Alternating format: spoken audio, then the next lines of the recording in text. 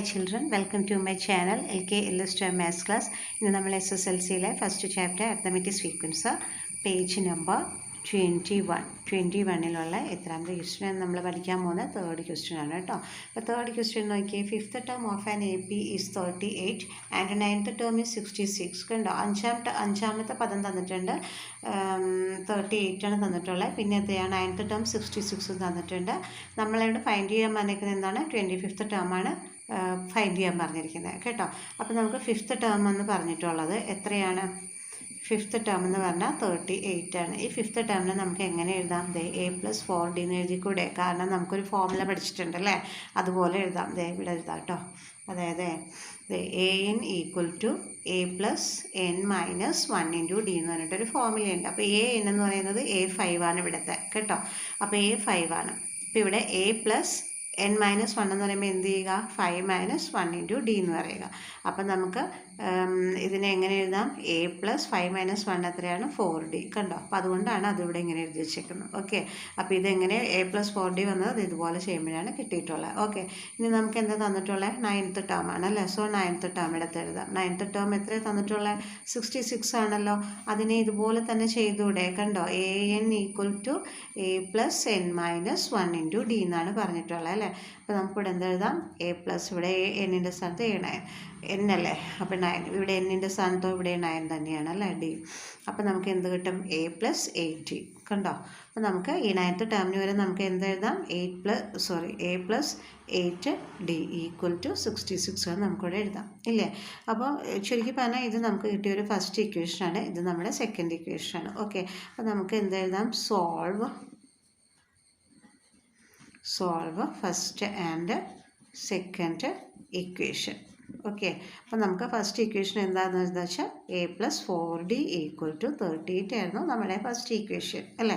Next equation എന്തായിരുന്നു, A+8D = 66 ആയിരുന്നു. Clear ആയില്ലേ. അപ്പോൾ നമ്മൾ എങ്ങനെയാണ്, അതായത് ഇപ്പോൾ കോഎഫിഷ്യൻ്റ്, എയുടെ കോഎഫിഷ്യൻ്റ് ഒന്നും ഇവിടെ ഒന്നുമില്ല എന്ന് വെച്ചാൽ മീൻസ് എന്താ, അവിടെ 1 ഉണ്ടെന്നാണ്. അപ്പോൾ ഇതിന് രണ്ടിനും നമുക്ക് എന്ത് ചെയ്യാൻ പറ്റും, ക്യാൻസൽ ചെയ്യാൻ പറ്റും. അപ്പോൾ ഇതിനെ ക്യാൻസൽ ചെയ്ത് നമുക്ക് സോൾവ് ചെയ്യണമെങ്കിൽ നമ്മൾ എന്ത് ചെയ്യണം, ഫസ്റ്റ് ഇതിൻ്റെ സൈനുകളൊക്കെ ഒന്ന് ചേഞ്ച് ചെയ്ത് കൊടുക്കണം. ഇതിൻ്റെ സൈൻ, ഇതിൻ്റെ സബ്ട്രാക്റ്റാണ് നമ്മൾ ചെയ്യാൻ പോകുന്നത് കേട്ടോ. അത് തമ്മിൽ നമ്മൾ സബ്ട്രാക്റ്റാണ് ചെയ്യാൻ പോകുന്നത്. സോ ഇത് ഈ വെറുതെ നമ്പർ കിടന്ന അതിൻ്റെ മീനിങ് എന്താണ്, പോസിറ്റീവാണ്, അതിനെ നമ്മൾ നെഗറ്റീവ് ആക്കി എടുത്തു. ഇതിൻ്റെ മുന്നിൽ പോസിറ്റീവാണ്, അതിനെ നമ്മൾ നെഗറ്റീവ് ആക്കി എടുത്തു. എയുടെ മുന്നിലും നെഗറ്റീവ് ആക്കി എടുത്തു. ക്ലിയർ ആയില്ലേ. പിന്നെ നമ്മൾ എന്ത് ചെയ്യണം, ഇതിനെ സബ്ട്രാക്ട് ഉണ്ട്. ഇവിടെ പോസിറ്റീവാണ്, ഇവിടെ നെഗറ്റീവാണ് അല്ലേ. അപ്പം നമുക്ക് അതിനെ എന്ത് ചെയ്യണം, സബ്ട്രാക്ട് ചെയ്ത് വെക്കണം. ഓക്കെ, അപ്പം ചെയ്ത് നോക്കാം അല്ലേ. കണ്ടോ, ഇങ്ങനെ വരച്ചു. എന്നിട്ട് ഇതിനെ സബ്ട്രാക്ട് ചെയ്യുക. സബ്ട്രാക്ട് ചെയ്യുമ്പോൾ എങ്ങനെ ചെയ്യും, 66 എഴുതിക്കോ, എന്നിട്ട് 38 എഴുതുക. ഓക്കെ, ഇവിടെ 16 ആയി, ഇവിടെ എത്രയായി, 5 ആയി. ഇപ്പോൾ നമുക്ക് ഇവിടെ 8 കിട്ടി, ഇവിടെ 28 കിട്ടി.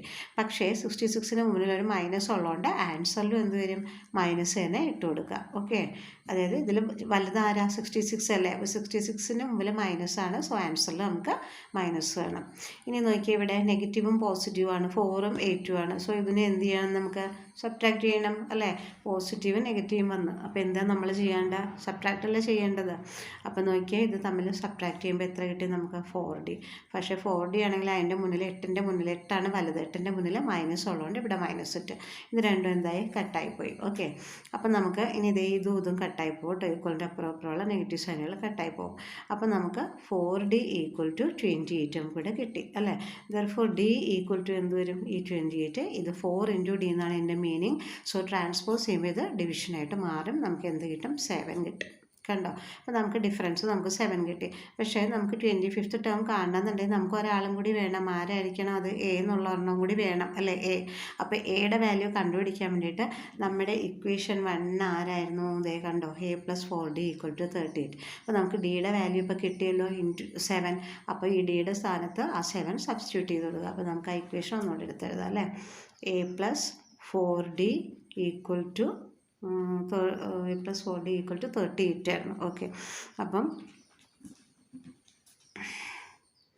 കണ്ടോ, A+4 × D ആരായിരുന്നു, 7 ആയിരുന്നു, = 38 കിട്ടി. കണ്ടോ, ഇനിയോ A+ ഇത് രണ്ടും കൂടെ ഇൻറ്റു ചെയ്യുമ്പോൾ എത്ര കിട്ടി? 28 ഈക്വൽ ടു 38. അപ്പോൾ എ ഈക്വൽ ടു ഈ 38 എടുത്തെഴുതുക. ഈ 28നെ ഈക്വലിൻ്റെ അപ്പുറേക്ക് ട്രാൻസ്പോസ് ചെയ്ത് കൊണ്ടുപോകുമ്പോൾ 28 മൈനസ് 28 ആകുന്നുണ്ടോ, പ്ലസ് 28 എന്തായിട്ട് മാറി? മൈനസ് 28 ആയിട്ട് മാറി.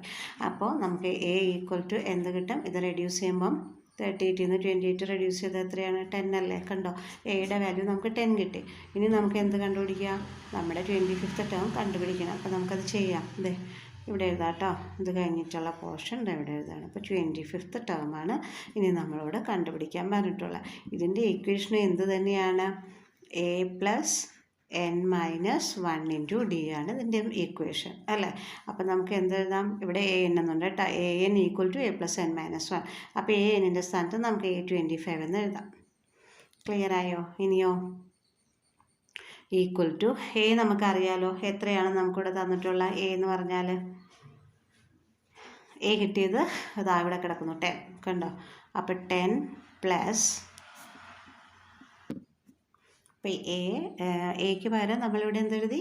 10 എഴുതി. പ്ലസ് n മൈനസ് 1 എന്ന് പറയുമ്പോൾ ഇവിടെ എന്ത് കൊടുക്കണം? 25 മൈനസ് 1 ഇൻറ്റു ഡി. ഡി എത്രയായിരുന്നു നമുക്ക് കിട്ടിയത്? 7 ആയിരുന്നു. കണ്ടോ, അപ്പോൾ A25 equal to 10 plus 25 minus 1 എന്ന് പറയുമ്പോൾ എത്ര കിട്ടി? 24 കിട്ടും ഇൻറ്റു 7. അപ്പോൾ നമുക്ക് എന്തെഴുതാം? 10 പ്ലസ് 24 ഇൻറ്റു 7 എന്ന് എത്രയാണെന്ന് നോക്കാം കേട്ടോ. 24 into 7, 7 4s are 28, balance 2, 7 2s are 14, 14 plus 2 are 16, so 168 കിട്ടി. ഇനി ഇതിൻ്റെ കൂടെ 10 ആഡ് ചെയ്താൽ എത്ര കിട്ടും നമുക്ക്? 178 കിട്ടി. അപ്പോൾ 25th ടേം എത്രയാണ്? Hence, 25th term is what? 178. അപ്പോൾ നമുക്കിവിടെ എഴുതി വയ്ക്കാം. Hence, 25th term, term is 178. മനസ്സിലായല്ലോ? നന്നായിട്ട് നല്ല സിമ്പിളായിട്ടുള്ളൊരു സമ്മാണ് കേട്ടോ. കുറച്ചൊന്ന് ആലോചിച്ച് ശ്രദ്ധാപൂർവ്വം ചെയ്തു കഴിഞ്ഞാൽ വളരെ എളുപ്പമായിട്ടുള്ളൊരു പ്രോബ്ലമാണിത്. Okay, so thank you so much. ഇനി നമ്മൾ ചെയ്യാൻ പോകുന്നത് പേജ് നമ്പർ 24 തന്നെ 4th ക്വസ്റ്റ്യനാണ്. ക്വസ്റ്റ്യൻ ഒന്ന് നോക്കിക്കോളൂ കേട്ടോ. Is 101 A term of arithmetic sequence 13, 24, 35. അതായത് 13, 24, 35 എന്ന് പറയുന്ന ഒരു അരിത്തമെറ്റിക് സീക്വൻസിലെ ടേം ആണോ 101 എന്നാണ് നമ്മളോട് ചോദിച്ചിരിക്കുന്നത്. What about 1001? ഇനി 1001 ആണെങ്കിലും ഈ ഒരു ഗ്രൂപ്പിൽ വരുമോ എന്നാണ് നമ്മളോടുള്ള ചോദ്യം. അപ്പോൾ ഇത് വളരെ എളുപ്പമുള്ളൊരു ക്വസ്റ്റ്യനാണ് കേട്ടോ. അത് ചെയ്യാൻ വേണ്ടിയിട്ട് എന്താ വെച്ചാൽ നമുക്കിവിടെ തന്നിട്ടുള്ള ആദ്യമേ തന്നെ എന്താണ്, നമുക്ക് ആ AP എടുത്ത് എഴുതുന്നത് എത്രാമത്തെ? 4th ക്വസ്റ്റ്യനാണ് കേട്ടോ. 4th ക്വസ്റ്റ്യനാണ്. അപ്പോൾ നമുക്ക് തന്നിട്ടുള്ള AP എന്ന് പറഞ്ഞാൽ അരിത്തമെറ്റിക് സീക്വൻസ് എന്ന് പറഞ്ഞാൽ എന്താണ്? 13, 24, 35 ഇതാണ് നമുക്ക് തന്നിട്ടുള്ളത്. അപ്പോൾ നമ്മൾക്ക് ആദ്യമേ തന്നെ നമ്മൾക്ക് ഇതിൽ നിന്നൊരു കാര്യം ചെയ്യണം, ഡിഫറൻസ് കണ്ടുപിടിക്കണം. എപ്പോഴും ചെയ്യുന്ന പോലെ തന്നെ ഇവിടെയും എന്താ നമുക്ക് കാണേണ്ടത്? ഡിഫറൻസ് കണ്ടുപിടിക്കുക. സോ ഡിഫറൻസ് കാണാനായിട്ട് നമുക്ക് എന്താണ് ചെയ്യുന്നത്? ഇതിൽ നിന്ന് ഇതല്ലേ, second term minus first term. So എന്ത് ചെയ്യാം? ഡിഫറൻസ് ഈസ് ഈക്വൽ ടു ഈ 24 മൈനസ് 13 ചെയ്യാം. 24 നിന്ന് 13 റെഡ്യൂസ് ചെയ്ത് എത്ര കിട്ടുക? അതേ ഡിഫറൻസ് കിട്ടി, 11 അല്ലേ. ഇനി നമ്മൾ എന്താ ചെയ്യേണ്ടത് വെച്ചാൽ നമ്മളോട് ചോദിച്ചിട്ടുള്ള ക്വസ്റ്റ്യൻ എന്താ ചോദിച്ചേക്കുന്നത്? ഈ 101 ഇതിൽ വരും എന്നാണ് ചോദിച്ചേക്കുന്നത്. ഈ പറയുന്ന ഇതിങ്ങനെ കണ്ടിന്യൂസ് ആയിട്ട് എഴുതി പോയാൽ ആ കൂട്ടത്തിൽ 101 ഉണ്ടാവുമോ എന്നാണ് ചോദിച്ചിരിക്കുന്നത്. നമ്മൾ എന്ത് ചെയ്യും? അപ്പം ഈ കിട്ടിയ ഡി നമുക്ക് കിട്ടിയിട്ടുണ്ടല്ലേ, 11 എന്ന് പറഞ്ഞിട്ട് നമുക്ക് കിട്ടിയിട്ടുണ്ട്. അപ്പോൾ അതായത് ഇതിനെ ഇപ്പോൾ ഡി നമ്മൾ കണ്ടെത്തി വെച്ചു. ഇനി നമ്മൾ എന്താ ചെയ്യേണ്ടതെന്ന് വെച്ചാൽ നമ്മളോട് ചോദിച്ചാൽ 101 ഈ ഒരു ഇതിൽ വരുമെന്നാണല്ലോ ചോദിച്ചിട്ടുള്ളത്. അപ്പോൾ ഈ 101ൽ നിന്നും ഈ ഫസ്റ്റ് ടേം റെഡ്യൂസ് ചെയ്യുക. കണ്ടോ, ഫസ്റ്റ് ടേം അതായത് 101 മൈനസ് 13 ഇതാണ് ഫസ്റ്റ് ടേം. ഓക്കെ, അപ്പോൾ നമുക്കിതിന് കുറച്ച് കഴിയുമ്പോൾ നമുക്ക് എത്ര കിട്ടുന്നത്? 88 നമുക്കിവിടെ കിട്ടി. ക്ലിയർ ആയോ? അപ്പോൾ ഫസ്റ്റ് നമ്മൾ ഇതിൻ്റെ ഡിഫറൻസ് കണ്ടുപിടിച്ചു, നമുക്ക് 11 കിട്ടി. ഇനി നമ്മൾ എന്താ ചെയ്യേണ്ടത്? ഈ 101 ഈ ഒരു ഇതിൽ വരുമോ? ഇങ്ങനെ കണ്ടിന്യൂസ് ആയിട്ട് നമ്മൾ എഴുതി പോയാൽ 101 ഇതിൽ വരുമോ ഇല്ലയെന്ന് അറിയാൻ എന്ത് ചെയ്യണം? ആ 101നെ ഈ ഫസ്റ്റ് ടേം റെഡ്യൂസ് ചെയ്യുക. 101ൽ നിന്നും ഫസ്റ്റ് ടേം ആയിട്ടുള്ള 13 റെഡ്യൂസ് ചെയ്തപ്പോൾ നമുക്ക് 88 കിട്ടി. ഇനി എന്ത് ചെയ്താൽ മതി? ഈ 88നെ ഇതുകൊണ്ട് 11 കൊണ്ട് ഡിവൈഡ് ചെയ്ത് നോക്കുക. ഇത് കംപ്ലീറ്റ് ആയിട്ട് ഡിവൈഡ് ചെയ്യാൻ പറ്റുമെങ്കിൽ തീർച്ചയായിട്ടും 101 ഇതിലെ ഒരു മെമ്പറായിട്ട് നിൽക്കും. ഓക്കെ ആണല്ലോ. അപ്പോൾ നമുക്ക് എന്ത് ചെയ്യാം? ഇനി ഇതിനെ ഡിവൈഡ് ചെയ്യാം അല്ലേ. 88നെ ഡിവൈഡഡ് ബൈ 11 ചെയ്യുക. ഇത് കണ്ടാൽ തന്നെ നമുക്കറിയാമല്ലോ ആൻസർ എത്ര കിട്ടുകയെന്ന്, 8 കിട്ടും. ഇനി നോക്കിയത് 88 ഡിവൈഡഡ് ബൈ 11 ആണ് അല്ലേ, സോറി 8, ഇത് 88. ബാക്കി എന്താ കിട്ടുന്നത്, 0. കണ്ടോ, കംപ്ലീറ്റ് ആയിട്ട് ഡിവൈഡ് ചെയ്ത് പോയല്ലോ. അപ്പോൾ എന്താ നമുക്ക് പറയാം, 101 ഈസ് ബിലോങ്സ് ടു, അല്ലെങ്കിൽ 101 is A term of this AP. Okay അല്ലേ, നല്ല എളുപ്പമല്ലേ. ഉണ്ടോ, ഫസ്റ്റ് ഡിഫറൻസ് കണ്ടുപിടിച്ചു, ആ ഡിഫറൻസിനെ അവിടെ വെച്ചു.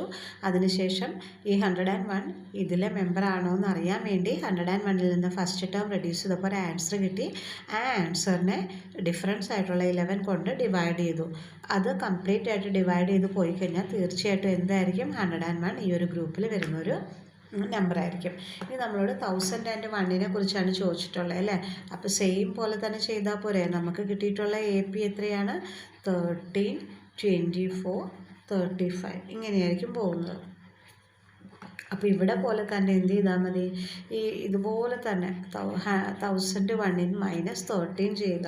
നമുക്ക് ഈ 1001ൽ നിന്ന് 13 റെഡ്യൂസ് ചെയ്താൽ നമുക്ക് കിട്ടുന്ന ആൻസർ എത്രയാണ്, 988 ആയിരിക്കും കിട്ടുക. ഇനി ഈ 988നെ നമ്മൾ ഓൾറെഡി എന്ത് കണ്ടുപിടിച്ച് വെച്ചിട്ടുണ്ട്, ഇവിടെ ഡിഫറൻസ് കണ്ടുപിടിച്ച് വെച്ചിട്ടുണ്ട് 11.